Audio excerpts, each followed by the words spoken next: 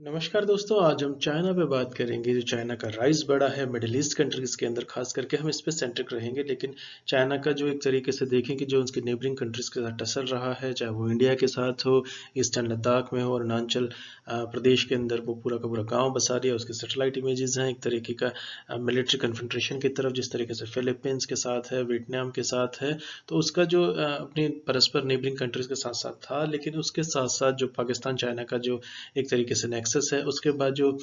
Iran, Russia और China का जो एक नेक्सस है, इसको देख करके मिडिल ईस्ट में जिस तरीके से बढ़ा, और खास करके ईरान के साथ जो 25 साल का उन्होंने स्ट्रेटेजिक पैक्ट, इससे पहले कि मैंने जिक्र भी किया था पहले के लेक्चर्स में कि 30 साल का रशिया के साथ जो पैक्ट हुआ है, तो बेसिकली चाइना जो है बहुत लंबा सोच रहा है। और जिस तरीके से उसका सिल्क रूट की तरफ है, चाहे वो रोड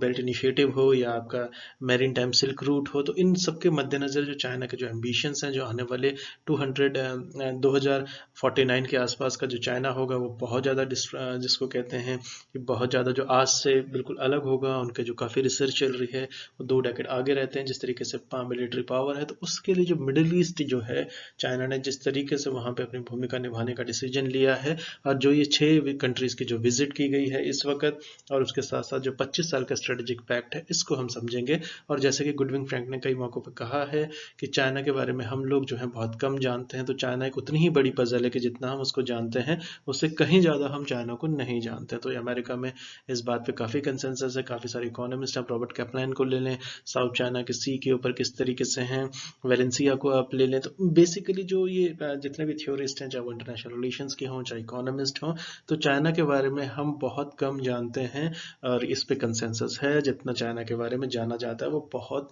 एक तरीके से चाइना जिस तरीके से काम करता है। अभी जो बाइडेन ने 2 दिन पहले ही कहा है कि शी जिनपिंग के लिए कि he is very sharp man, मतलब काफ़ी ज़्यादा तेज़ हैं, और किस तरीके से उनके अंदर कोई डेमोक्रेटिक की एक तरीके से होने की कोई बोन नहीं है, और जिस तरीके से उन्होंने आजीवन अपने को राष्ट्रपति बना लिया है। तो जिसको देख करके चाइना का जो मिडिल ईस्ट को लेकर के उसमें जो चुनौतियां हैं, उसके मद्देनज़र जो है, और ख़ास करके इसको हम इस दिशा में भी ले सकते हैं कि रिसेंटली जो है, मैंने उस वक्त कवर भी किया था ये, तो जब ये चाइना का जो रक्षा बजट में जो बढ़ोतरी हुई है, तो चाइना ने जो है 6.8% जो है अपने डिफेंस बजट को इंक्रीज़ किया है। और ये इस कंटेक्स्ट में देखा जाना चाहिए कि जो ये इंक्रीज़ हुआ है 6.8% का, ये इंडिया और अमेरिका के साथ जो इसका जो टेंशन चल रहा है इस वक्त, चाहे वो डोनाल्ड ट्रंप के वक्त से टैरिफ वॉर्स के साथ हों, जो बाइडन के साथ वो एक तरीके से एक्सलेट होने की बात की गई है, जिस तरीके से अमेरिका ने कहा भी है, तो भारत के मुकाबले ये 3 गुना, जिसको कहते हैं कि बड़ा है ये रक्षा बजट जो उनका है। तो अमेरिका के रक्षा बजट के लिए करीब करीब जो है, अमेरिका का जो रक्षा बजट है वो करीब करीब 740.5 अरब डॉलर है। वहीं इंडिया का जो रक्षा बजट है, वो चीन की, एक तरीके से चीन का बजट जो है उससे 3 गुना है। तो इसमें जो ये कह सकते हैं कि जो हमारा जो इंडिया का रक्षा बजट है वो 65.7 अरब डॉलर के करीब है। तो और ये बात इसमें खास है कि चाइना ने जो है लगातार छठे वर्ष जो है ये रक्षा खर्च को बढ़ाया है, ऐसा ग्लोबल टाइम्स का कहना है। तो चाइना ने जिस तरीके से 12.68 अरब युआन, लगभग जो था 196.44 अरब डॉलर का आवंटन किया गया है, तो चीन ने इसे लगातार छठे वर्ष तक बढ़ाया है। तो इसको मद्देनज़र जो चाइना का जो एम्बिशन है, क्योंकि चाइना भी समझता है जो डिफरेंस अमेरिका का और चाइना का था, चाहे आप इसमें एडमिरल महान को पढ़ें, तब से अगर आप स्ट्रैटेजी देखें नावल वॉरफेयर की, तो ऐसा माना जाता रहा है कि अमेरिकन की जो नेवी है वो सुपीरियर है, लेकिन उसको काफ़ी हद तक कम किया है। एयरफोर्स में लगभग दोनों का पलड़ा बराबर है, लेकिन नेवी को काफ़ी हद तक जो अमेरिका की जो सुप्रीमेसी थी उसको कम किया गया है चाइना के द्वारा। तो R&D आप देख लीजिए, डिफेंस देख लीजिए, और उसके मद्देनज़र जो मिडिल ईस्ट का जो एरिया है वो अमेरिका के लिए भी स्ट्रेटेजिकली इंपॉर्टेंट रहा है। और वो चाइना अब उसमें किस तरीके से दखल आगे बढ़ा रहा है, और पुख्ता दखल बढ़ा रहा है, उसके जो रिलेशंस हैं उसको मिडिल ईस्ट के लेकर के, उसका एक एनालिसिस हम इस पर्टिकुलर लेक्चर में करेंगे। तो इसके मद्देनज़र जैसे कि अभी क्वाड की बातें आई हैं, उससे जिस तरीके से चीनी हरकतों के खिलाफ जो है क्षेत्र के अंदर सहयोग बढ़ेगा, तो अमेरिका के लिए जो है एक तरीके से इसमें देखा जा रहा है कि अमेरिका जो है इसको किस तरीके से आगे देखेगा, जो चीन का मिडिल ईस्ट का जो ये एक तरीके का जो नया इनिशिएटिव लिया गया है। और इसको इस कंटेक्स्ट में भी देखा जाना चाहिए कि जो प्रशांत क्षेत्र है, जो पैसिफिक क्षेत्र है, इसमें सैकड़ों मिसाइलें तैनात करेगा अमेरिका। करीब करीब 73 लाख करोड़ के महाविनाशक हथियार तैयार करने की बात भी अमेरिका की तरफ से कही गई है। तो इन सब के मद्देनज़र जो है चाइना और रशिया के जो बढ़ता एक तरीके से रूस के साथ जो बढ़ता एक तरीके का जो उनका सहयोग है, उससे जो अमेरिका के साथ तनाव बढ़ रहा है, खास करके जो पैसिफिक ओशन में जो ये जाएगा और दक्षिण साउथ चाइना सी के अंदर, तो इसमें जो है सैकड़ों अटैक और इंटरसेप्टिक मिसाइलों की तैनाती का फैसला किया गया है, पेंटागन की तरफ से ऐसा कहना है। और इसमें जो हिंद महाप्रशांत का एक सुरक्षा कानून के तहत, तो ये जो लगभग जो है 9.8 करोड़ डॉलर का जो बजट को मंजूरी देने के लिए संसद से अनुरोध किया गया है, जिसको कि काफी हद तक मान लेना चाहिए कि, तो इसके मद्देनजर मिडिल ईस्ट कहाँ पे, ग्लोब जो इंटरनेशनल पॉलिटिक्स है, इंटरनेशनल जो डायनामिक्स है, जो रिलेशंस है, उसमें मिडिल ईस्ट कहाँ ठहरता है। और ईरान और अमेरिका का जो टसल है जो न्यूक्लियर को लेकर के, उसमें जो है हमने इस पे पहले भी बात की थी, ईरान और उसमें जो आपका JCPOA की बात थी, उसको बैकिंग को लेकर के रशिया और जो चाइना है वो स्पष्ट तौर से ईरान के साथ हैं, और उसके मद्देनजर अमेरिका के लिए जो है चुनौतीपूर्ण होने वाला है, खास करके मिडिल ईस्ट का जो रीजन है। और इसमें एक चीज और देखनी चाहिए कि इजराइल के साथ जब डोनाल्ड ट्रंप प्रेसिडेंट थे अमेरिका के, तो उन्होंने इजराइल के लिए एक तरीके से जिस तरीके से रास्ते बनाए थे, मिडिल ईस्ट कंट्री से डिप्लोमेटिक चैनल्स वापस शुरू करवाए थे, तो उसके मद्देनजर चाइना का जो दखल है मिडिल ईस्ट में, इकोनॉमिकली तो है ही है, लेकिन पॉलिटिकल के साथ साथ जो होगा उसका जो इम्पैक्ट पड़ेगा ग्लोबली, उसको हम इस पर्टिकुलर लेक्चर में समझेंगे। तो ये आप इस बैकड्रॉप में इसको देखें, इसके इम्प्लीकेशंस को देखें, केस स्टडी के तौर पे हम 6 कंट्रीज को हम थोड़ा सा ले लेंगे, और इसके बाद हम बेसिकली हमारा जो फोकस होगा वो 25 साल का जो स्ट्रेटेजिक पैक्ट है उसके मद्देनजर जो ईरान और चाइना का अभी रिसेंटली हुआ है। तो ये जो एग्रीमेंट है एक तरीके से ये कवर करता है, आपका पॉलिटिकली है, स्ट्रेटेजिक है इसमें, और इकोनॉमिक कंपोनेंट्स हैं, और ये कॉरपोरेशन को बढ़ाने की बात की गई है, उसको और गहरा करने की, डीपन कॉरपोरेशन की बात यहाँ पर की गई है। तो आप ये देखें कि जैसे अभी ये परसों की बात है, 28 मई की बात है, तो इन्होंने एक साइन किया है कि 25 साल का एक स्ट्रेटेजिक कॉपरेशन पैक्ट जो है, चाइना के जो फॉरेन मिनिस्टर हैं वैंग यी, WANG वैंग, YIE, इनका जो 6 नेशन टूर जो मिडिल ईस्ट का चल रहा है, उसके मद्देनजर इस कंटेक्स्ट में से देखा जाना चाहिए। और इसके साथ हम एक न्यूज़ और कवर की थी कि इंडिया जो है अदर करेंसीज में भी जो है एक तरीके से ईरान के साथ जो है गौहर पोर्ट का, तो उसके मद्देनजर जो ईरान जो है वो इंडिया के लिए इंपॉर्टेंस रखता है। ईरान जो है कि जिस तरीके से न्यूक्लियर एम्बिशंस रखता है अपनी, तो उसके लिए जो एक है, और ईरान और इसराइल का जो एक टसल है, इसराइल हमेशा चाहता है कि ईरान को जो है मिलिट्रिकली एक तरीके से उनके साथ एक्शन लिया जाए, अमेरिका को काफ़ी इनिशिएटिव दिया जाता है, लेकिन बहरहाल अभी तक ऐसा कुछ हुआ नहीं है। और अब ईरान के साथ चाइना और रशिया का बिल्कुल खुल के आ जाना, काफ़ी सालों से ये बात है कि ईरान जो है आपका, वो आपका जो है एक तरीके का ऑयल जायंट है, इसको कह सकते हैं। रशिया जो है आपका ऑयल के साथ साथ टेक्नोलॉजिकल जायंट है, और चाइना जो है काफ़ी सारी स्ट्रेंथ है जाने की इकोनॉमी के अंदर, लेकिन उसके साथ फॉरेन रिजर्व्स जो हैं उसको लेकर के भी एक तरीके का वो फॉरेन रिजर्व जायंट है। तो इन तीनों का जो कोलैबोरेशन है, खासतौर में जो इनका मैरीटाइम सिल्क रूट आप ले लीजिए, चाइना का एक तरीके से जो सिल्क रूट की जो बात की जा रही है, जो वन बेल्ट वन रूट की इनिशिएटिव्स की बात की जा रही है शंघाई कॉर्पोरेशन में, तो चाइना, पाकिस्तान और इसमें इंडिया, ये साथ में मिलिट्री एक्सरसाइज तक करेंगे। तो ये भी अभी सब हो रहा है, इतना कुछ हो रहा है। तो उसके मद्देनजर जो इनके फॉरेन मिनिस्टर की जो विजिट है वैंग यी की ऑन कोई 6 नेशन, एक तरीके से ये ग्राउंड्स को तैयार करने की है कि वेस्ट एशिया में जो इनका एक तरीके से जो दखल आगे होगा आने वाली जो कुछ सालों में हमें बिल्कुल स्पष्ट तौर से दिखेगा। और जो इसके लिए जो कहा जा रहा है, जो ये पर्टिकुलर डील की हम बात कर रहे हैं ईरान की और चाइना की, इसके लिए कहा जा रहा है कि ये लास्ट पिछले 5 सालों से इस पर काफ़ी प्रयासों से इस पर काफ़ी कोशिश चल रही थी, काफ़ी ज़्यादा, और उसके बाद ये डील निकल करके आएगी 25 साल के लिए, और ये बहुत महत्वपूर्ण डील होने जा रही है। तो इनके जो एक तरीके से जो ईरान के जो फॉरेन मिनिस्टर हैं जावेद ज़रीफ, इन दोनों का कहना है, और इन्होंने इसको बिल्कुल खुल के नहीं कहा, मैं आपको ये बताता चलूँ, कैविएट यहाँ पे मैं ड्रॉ कर रहा हूँ। इसके साथ साथ जो वैंग यी हैं, YIWANG वैंग, YIE वैंग यी जो फॉरेन मिनिस्टर हैं चाइना के, इनकी जो विजिट है वो सऊदी अरेबिया के साथ है, उसके बाद तुर्की के साथ है। तुर्की और अमेरिका का टसल आपको पता ही है, हमने पहले भी इस पे लेक्चर्स बनाए हैं। ईरान के साथ अभी चल रहा है, UAE के साथ है, जिसके साथ इसराइल के भी रिलेशंस नॉर्मल दिशा में थोड़े से आगे बढ़े हैं, और बहरीन और ओमान। तो इन 6 कंट्रीज में जिस तरीके से चाइना जो है, और ये 25 साल की, तो अगर चाइना इस तरह की ट्रीटीज करने में कामयाब होता है अन्य मिडिल ईस्ट के साथ, तो जो फिलहाल जो है जिस तरीके से, तो फ्यूचर के लिए क्या ये ऑयल संकट की दिशा में या ओपेक के साथ मिलकर के चाइना काम करेगा, क्योंकि चाइना जो है वो इम्पोर्टर है बहुत बड़ा ऑयल कंट्रीज का। तो अब ये जो रिलेशनशिप है, जो स्ट्रेटेजिक पैक्ट है, इसको पॉलिटिकल भी कहा जा रहा है, स्ट्रेटेजिक भी कहा जा रहा है, इकोनॉमिक कंपोनेंट से इसको कहते हैं कि इसमें काफ़ी ज़्यादा इसमें हैवी कंपोनेंट है इसमें इकोनॉमिक्स का। तो इसके बाद जो अगर हम बात करें यहाँ पर जो एक इम्पॉर्टेंट बात जो ईरान के लिए बहुत प्रमुखता से आती है वो ये है कि न्यूक्लियर डील पे जो टॉक्स हैं उसकी अमेरिका के साथ, इसके मद्देनजर चाइना का जो उसको एक तरीके से पैकिंग मिलना, तो मेजर पुश जो है तो ये एक तरीके से चाइना के साथ आ जाना, चाइना का खुल करके, तो ये जो है अमेरिका के लिए परेशानी बढ़ाएगा। तो इसके साथ साथ जो है ईरान जो है वो चाइना की तरफ देख भी रहा है कि वो उसको इंटरनेशनली बैक करे, क्योंकि बीजिंग जो है आपका चाइना जो है वो लार्जेस्ट ट्रेडिंग पार्टनर है ईरान का आज की प्रेजेंट डेट में। और इसके साथ साथ जिस तरीके से जो सैंक्शंस लगे हैं उसके बाद जो वापस जो एक तरीके से रीइंस्टॉल्ड हुई हैं, डोनाल्ड ट्रंप जब राष्ट्रपति थे उनका डिसीजन था कि वो विड्रॉ कर जाएं ईरान के साथ जो न्यूक्लियर डील है, जिसको जो है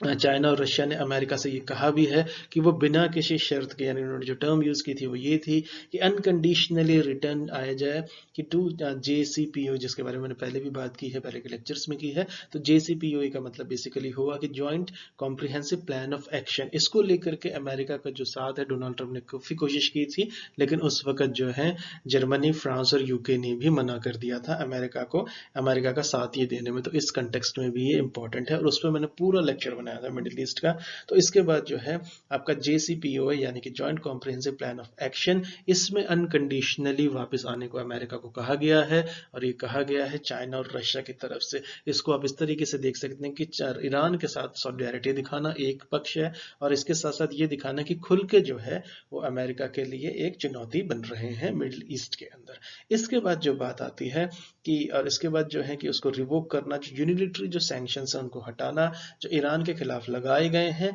ऐसा चाइना के फॉरेन मिनिस्टर का स्पष्ट तौर से कहना, यानी कि चाइना का ऐसे पक्ष माना जाइए। तो इस कंटेक्स्ट में जो ये एस्टैब्लिशमेंट हुई है एक तरीके का सिक्योरिटी डायलॉग प्लेटफॉर्म जो यहाँ से निकल करके आगे जा रहा है, आगे की दिशा में बढ़ रहा है, उससे जो बात निकल करके आई है कि वो ये आई है कि कंसेंसस की तरफ यहाँ पर आगे देखा जा रहा है। और इसके साथ साथ जो सिक्योरिटी कंसर्न्स हैं जो कंट्रीज हैं इस रीजन के अंदर, खासतौर से जिस तरीके से जो स्ट्रेस है जो इसराइल का मुस्लिम कंट्रीज के साथ है, और दूसरा जो ये है कि इसराइल और ईरान के कंटेक्स्ट में आप देखें जिस तरीके से सऊदी अरेबिया को भी एक तरीके से काफी हद पक्ष में था कि वो सैंक्शंस वगैरह लगे, लेकिन वॉर के लिए तो क्या हम मिडिल ईस्ट में एक नया इसको स्ट्रेटेजिक अलायंस देखेंगे या मिलिट्री डायनामिक्स इसका चेंज होते देखेंगे। और जिस तरीके से रिलेशंस चेंज हो रहे हैं मिडिल ईस्ट के अंदर खास करके, उसके मद्देनजर ये जो स्ट्रेटेजिक पैक्ट है ये अपने आप में बहुत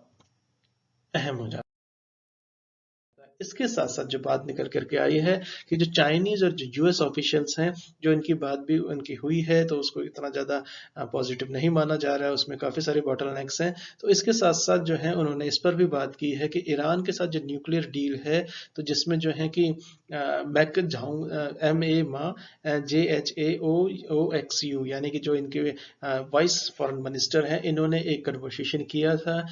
US के स्पेशल एनवॉय फॉर ईरान। ये क्वेश्चन पूछा जा सकता है और आपको लिखना भी चाहिए कि रॉबर्ट मुले MALLEY, तो ये रॉबर्ट मले जो हैं ये स्पेशल US स्पेशल एनवॉय हैं ईरान के लिए। तो ये रॉबर्ट मले के साथ इनकी वाइस फॉरेन मिनिस्टर चाइना के जो JHAOXU झांगसू, इनके साथ जो बात हुई है, इसके साथ इसके मद्देनजर देखना चाहिए कि एक तरफ चाइना जो है काफ़ी ज़्यादा इसको तवज्जो, इसको बेरोक टोक तरीके से इसको काफ़ी रैपिडली आगे बढ़ा रहा है, दूसरा वो अमेरिका को इसमें एक तरीके से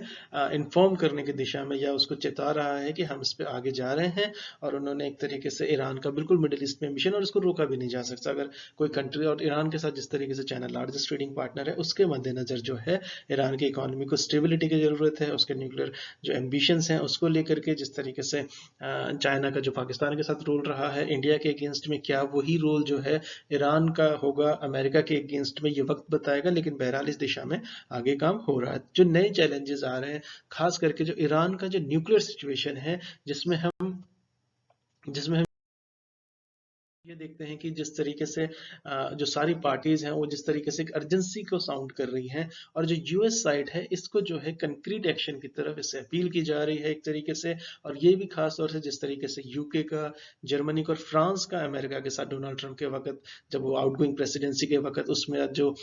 उसमें मैंने पूरा लेक्चर कवर किया था, उस वक्त जो साथ ना देना था, क्या उस दिशा में आगे बढ़ेगा यूरोपियन यूनियन का, वो ईरान के साथ आएगा, आगे जाकर के वाया चाइना जाने वाला है ये रास्ता। तो इसको वक्त बताएगा, लेकिन इस दिशा में बहरहाल ऐसा लग रहा है कि ऐसा होने वाला है कुछ सालों के अंदर। तो यूएस के जो एक तरीके से एड से कहा भी गया है कि वो कंक्रीट स्टेप्स लें, जल्द से जल्द लें, ताकि जो ईरान और यूएस हैं ये एक तरीके से हाफ वे में मीट करें और जो एक तरीके से नॉर्मल सी रिटर्न हो और कंप्लायंस करें इनके अर्ली डेट की तरफ। तो अमेरिका में एक तरीके का एक इनडायरेक्ट प्रेशर टैक्टिक्स के तौर पर भी इसे देखा जाना चाहिए, जो अमेरिका भी भली भांति समझ रहा है। और जिस तरीके से क्वाड को लेकर अमेरिका ने पहल की है, तो इसका कंटेक्स्ट कहीं ना कहीं हम इसको मिला सकते हैं, लेकिन बहरहाल इसको कंक्रीट तौर पर नहीं कहा जा सकता। लेकिन इंटरनेशनल रिलेशंस के अंदर काफी सारी बातें होती हैं जो जिसको कहते हैं कि जो एक तरीके से कही नहीं जाती, लेकिन वो बैक चैनल्स में चलती रहती हैं। तो चाइना का एक तरीके से जो है कंस्ट्रक्टिव रोल प्ले करेगा। जिस तरीके से अगर JCPOA है अगर बैक ऑन ट्रैक आता है, तो उसमें चाइना अपनी भूमिका को देख रहा है कि उसमें चाइना जो है,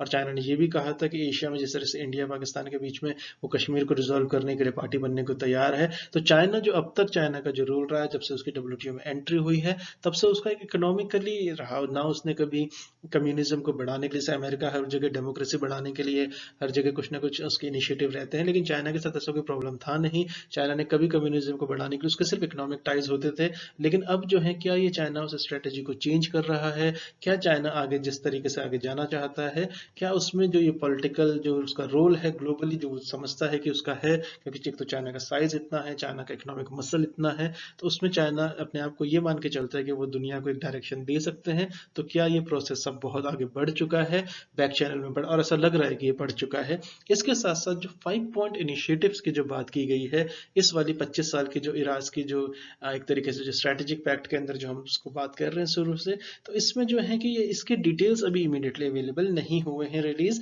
लेकिन बहरहाल जो है इस पे काम 5 साल से चल रहा है उसके बावजूद। तो इसमें जो इंक्लूड किया गया, जो मोटी मोटी बात निकल करके आई है, वो ये निकल करके आई है कि ये पॉलिटिकल होगा, स्ट्रेटेजिक होगा, इकोनॉमिक कंपोनेंट के इसमें 3 जो है इसके ये खास पिलर्स होने वाले हैं। ऐसा ईरान के फॉरेन मिनिस्ट्री स्पोक्समैन का भी कहना है कि जो डॉक्यूमेंट है ये बहुत इफेक्टिव होगा और ये डीपन करेगा रिलेशंस को बीजिंग के और तेहरान के बीच में, और ये स्टैब्लिश करेगा एक तरीके का ब्लूप्रिंट, एक तरीके का रोड मैप कि रेसिप्रोकल इन्वेस्टमेंट हो, जिस तरीके से एक तरीके से कहते हैं बायलैटरल जो है इसको बढ़ाया जाए। किस फील्ड में होगा? ये ट्रांसपोर्टेशन के फील्ड में होगा, पोर्ट्स के फील्ड में होगा, एनर्जी के फील्ड में ये होने वाला है, इंडस्ट्रियल सर्विसेज के सेक्टर में, जहां पर चाइना का जो है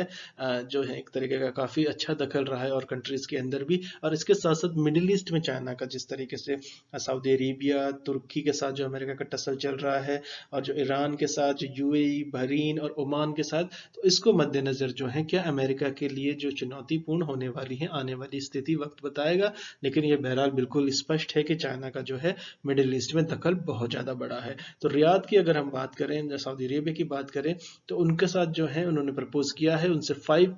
पॉइंट इनिशिएटिव की बात की है उन्होंने। तो इस तरीके से जैसे उन्होंने ये कहा है कि जिस तरीके से वो सिक्योरिटी को अचीव कर सकते हैं और वो मिडिल ईस्ट के अंदर स्टेबिलिटी लाने में प्रमुख भूमिका निभा सकते हैं, ऐसा चाइना का जो है सऊदी अरेबिया से भी कहना है। तो इसको देखेंगे। इसके बाद क्या, इसके बाद शी जिनपिंग की विजिट होगी वहां पर। तो जिस तरीके से जो जिसमें कहते हैं किंग अब्दुल्ला जब थे, तो उसके बाद वो रशिया गए थे पुतिन से मिलने, जबकि वो कभी कहीं बाहर नहीं जाते थे। तो उसको मद्देनजर देखें, जो प्रिंस सलमान है उनके साथ जो एक तरीके से ये देखा जाएगा, UAE को लेकर के आप देख लीजिए, सऊदी अरेबिया को देख लीजिए, तो रशिया के साथ जो नजदीकियां हैं, क्या उसमें अब चाइना भी ऑटोमेटिकली इसमें आ जाएगा? तो ये जो है इन्होंने इस बात पे भी अहम जोर दिया है कि एक म्यूचुअल रिस्पेक्ट पे बेस्ड हो, अपहोल्ड करें इक्विटी को, न्याय को, जस्टिस को होल्ड करें, और ये अचीव करें नॉन प्लोरिफिकेशन, यानी कि इसको लेकर के। और ये बेसिकली ये सब जो है रिवॉल्व हो रहा है सिक्योरिटी को और मिलिटराइजेशन एरिया का जो है, और ये एक तरीके से ये कह रहे हैं कि जॉइंट जो है फोस्टरिंग कलेक्टिव सिक्योरिटी की तरफ आगे जाए, जिस तरीके से एशियन नाटो के बाद क्वाड में निकल करके आई थी। क्या मिडिल ईस्ट में ऐसा कुछ होने वाला है जिसमें रशिया और चाइना अहम भूमिका निभाएंगे? तो ये एक्सेलरेट करेगा विकास के तौर पर, डेवलपमेंट कॉर्पोरेशन की तरफ बढ़ेगा। तो इसके लिए चाइना का जो एक इनिशिएटिव है कि वो डीपन करना चाहता है अपने बेल्ट और रोड इनिशिएटिव को इस पर्टिकुलर रीजन के अंदर, और जिसमें क्या है कि उसमें तुर्की जो है यूरोपीय का गेटवे होगा और न्यू टेक्नोलॉजी से ये भरपूर आएंगे। तो किस तरीके जो कंक्लूजन होने वाले हैं, इसमें एक चीज और निकल करके आती है। बताता हूँ, गल्फ कॉर्पोरेशन काउंसिल की भी बात आ रही है। तो इसमें क्या फ्री ट्रेड एग्रीमेंट होने वाला है गल्फ कॉर्पोरेशन काउंसिल की तरफ, जिसमें जो चाइना का जो ट्रेड है जो अरब स्टेट्स के साथ है वो करीब करीब आपका $240 बिलियन जो है पिछले साल था, यानी कि $240 बिलियन अरब स्टेट्स के साथ था। तो गल्फ कॉर्पोरेशन जो गल्फ कॉर्पोरेशन काउंसिल है, क्या ये एक तरीके जो सारी ट्रीटीज हैं ये फ्री ट्रेड एग्रीमेंट बनाने में इसमें कामयाब हो जाएंगी? अगर ऐसा हो जाता है तो चाइना को इकोनॉमिकली जो मसल है वो उसका बूस्ट करेगा। तो जो रीजन का जो लार्जेस्ट ट्रेडिंग पार्टनर है, जो मेजर बायर है क्रूड ऑयल का, वो चाइना रहा है, और जो half of its imports China के रहे हैं। तो चाइना जो है अगर गल्फ कॉर्पोरेशन काउंसिल में अगर फ्री ट्रेड एरिया बनाने में कामयाब हो जाता है, मिलिट्रिकली इसको रिवॉल्व कर लेता है, तो अमेरिका के लिए और इन टर्न जो है इंडिया के लिए ये आने वाला वक्त जो है काफी ज्यादा चुनौतीपूर्ण होने वाला है, खासतर से एनर्जी सिक्योरिटी को लेकर। मिडिल ईस्ट जो है आज भी जो है एनर्जी सिक्योरिटी के लिए बहुत बड़ा एक तरीके से ओपेक कंट्री के साथ इसमें फिर जाएंगे। और चाइना का जो दखल अफ्रीका में बड़ा है, चाइना का जो दखल लैटिन अमेरिका यानी साउथ अमेरिका में जो बड़ा है, उसके बाद चाइना जो एनसर्किल कर रहा है, जिस तरीके से नावल में जिस तरीके से मिलिटराइजेशन हुआ है, और जिस तरीके से स्पेस में जो एक तरीके से जो एक अमेरिका के साथ होड़ लगी है, और आर्टिफिशियल इंटेलिजेंस के साथ, और खासतौर से यूरोपियन यूनियन के साथ जो उसकी नजदीकियां रही हैं इकोनॉमिकली, उसके मद्देनजर क्या आने वाला वक्त, और बहुत जल्दी ये वक्त आ जाएगा, उसके मद्देनजर जो चाइना का राइज होगा, उसके कंटेक्स्ट में जो ये अभी साइन हुआ है चाइना ईरान के बीच में 25 ईयर का स्ट्रेटेजिक पैक्ट, ये बहुत लंबे वक्त के लिए है और बहुत एक गहरी दोस्ती की तरफ इशारा करता है। पॉलिटिकल, स्ट्रेटेजिक और इकोनॉमिक कंपोनेंट से ये भरपूर है। तो इसके मद्देनजर चुनौतियां आने वाले वक्त में, ये वक्त बताएगा किस तरह की आती हैं, और उससे जिस तरीके से दुनिया को एक तरीके से मिडिल ईस्ट का जो रीजन रहा है ये काफी वोलेटाइल रहा है, काफी ज्यादा अनस्टेबल रहा है, तो इसकी दिशा में क्या नया बैटल ग्राउंड बनेगा। जिस तरीके से चाइना की जो एम्बिशंस है उसमें रशिया का साथ आ जाना और ईरान का साथ आ जाना, तो इनको मद्देनजर जो है अमेरिका के लिए चिंताएं जो है बहुत सारी हैं। चलिए आपसे नेक्स्ट लेक्चर मिलते हैं। Thank you so much for listening. नमस्कार दोस्तों।